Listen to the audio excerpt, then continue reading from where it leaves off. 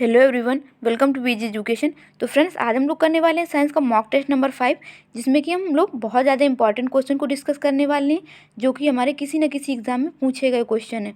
चलिए देख लेते हैं पहला क्वेश्चन। तो पहला क्वेश्चन हमारा लिखा हुआ है, चमगादड़ की ध्वनि कैसी होती है?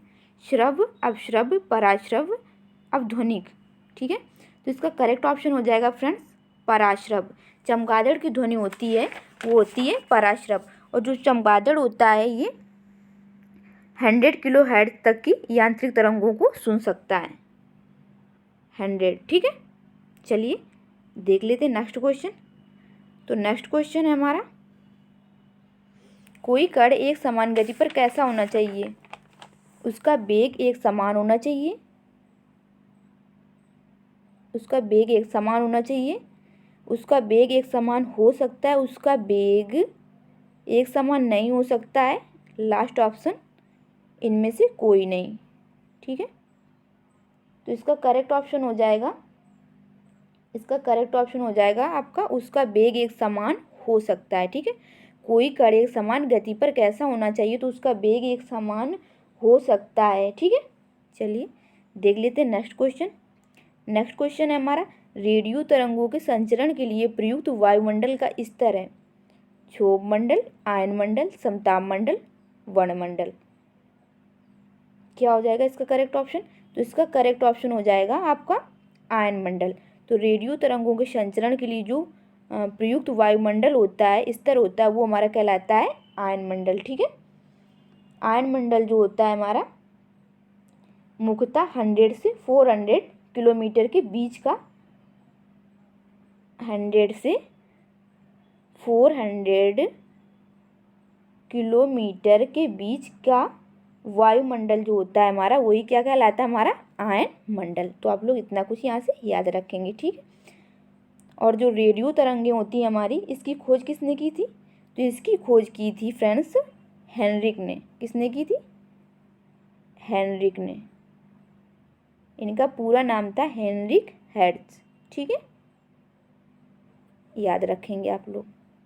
चलिए देख लेते हैं नेक्स्ट क्वेश्चन। तो नेक्स्ट क्वेश्चन है हमारा, पृथ्वी के वायुमंडल की कौन सी परत रेडियो तरंगों को वापस पृथ्वी के वायुमंडल वापस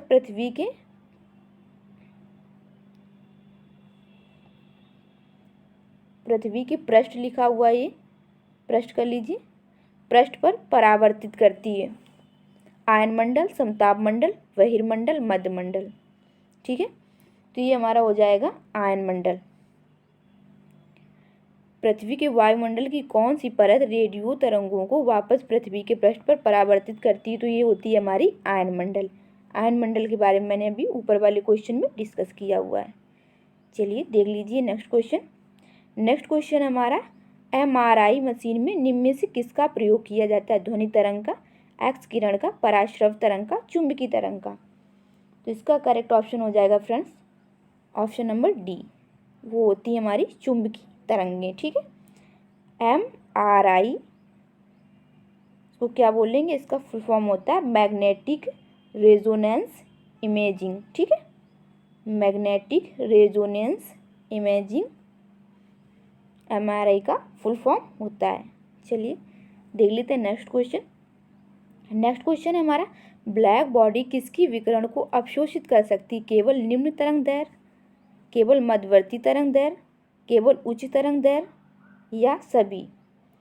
तो इसका करेक्ट ऑप्शन हो जाएगा ये सभी प्रकार की तरंग दैर्घ्य को अवशोषित कर सकती है। तो इसका ऑप्शन नंबर डी करेक्ट हो जाएगा।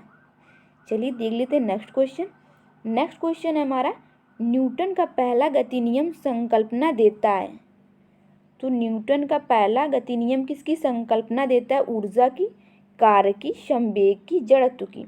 तो इसका करेक्ट ऑप्शन हो जाएगा ऑप्शन नंबर डी, जो कि हमारा क्या लिखा हुआ है? जड़त्व की।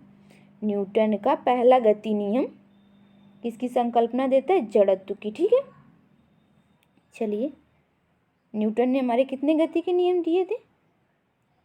3 मुख्य रूप से। ठीक है, चलिए देख लेते हैं नेक्स्ट क्वेश्चन। नेक्स्ट क्वेश्चन हमारा, रॉकेट किस सिद्धांत पर कार्य करता है? न्यूटन का तृतीय नियम, न्यूटन का प्रथम नियम, न्यूटन का द्वितीय नियम, आर्किमिडीज का सिद्धांत। तो इसका करेक्ट ऑप्शन हो जाएगा न्यूटन का तृतीय नियम।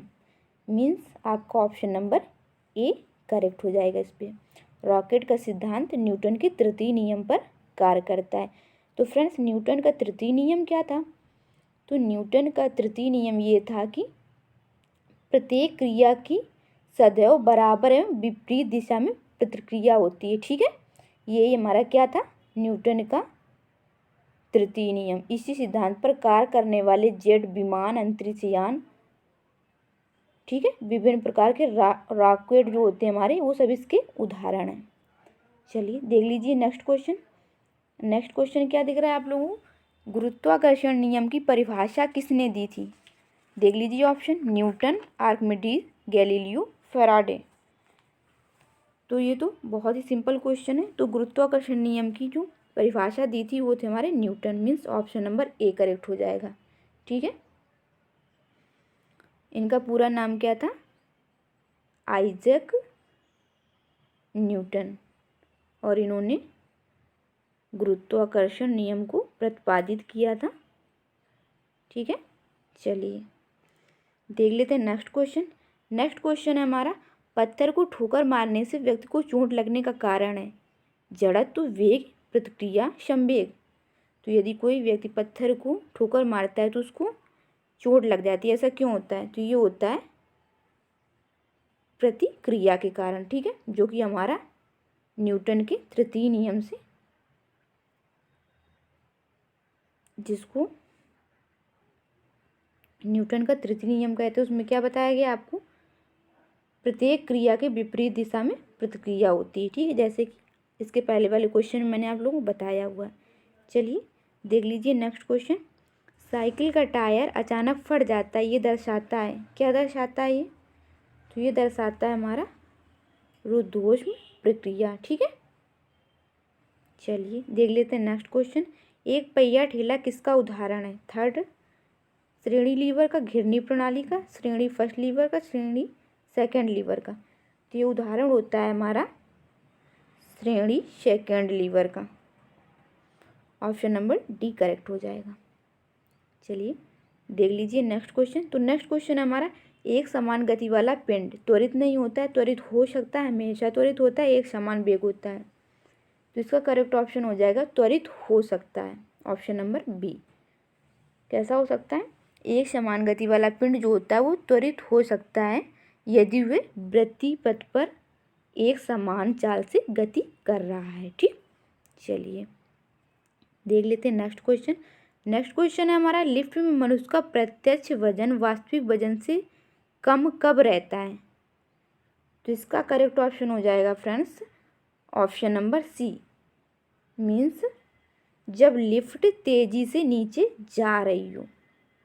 ठीक है, जब लिफ्ट तेजी से नीचे जा रही हो तब मनुष्य का प्रत्यक्ष वजन वास्तविक वजन से कम रहता है। चलिए आज का लास्ट क्वेश्चन है ये, निम्न में से कौन सा आभासी बल है? अभिकेंद्र बल, अपकेंद्री बल, अपकेंद्री प्रतिक्रिया बल, प्रबल, नाभिकीय बल। तो इसका ऑप्शन नंबर करेक्ट हो जाएगा सी, जो हमारा अपकेंद्री बल होता है।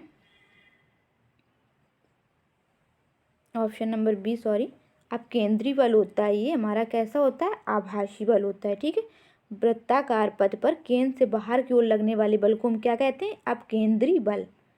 अपकेंद्री बल एक प्रकार का जड़त्वीय बल होता है और इसे हम आभासी बल के नाम से भी जानते हैं। तो फ्रेंड्स आज के लिए इतने ही क्वेश्चन। तो फ्रेंड्स आज की क्लास आप लोगों को कैसी लगी? यदि क्लास पसंद आई हो तो वीडियो को लाइक कर दीजिए, अपने फ्रेंड्स के साथ ज़्यादा से ज़्यादा शेयर कीजिए, और यदि चैनल को पहली बार विजिट कर रहे हैं चैनल को सब्सक्राइब भी कीजिए। मिलते हैं नेक्स्ट क्लास में। Thanks for watching.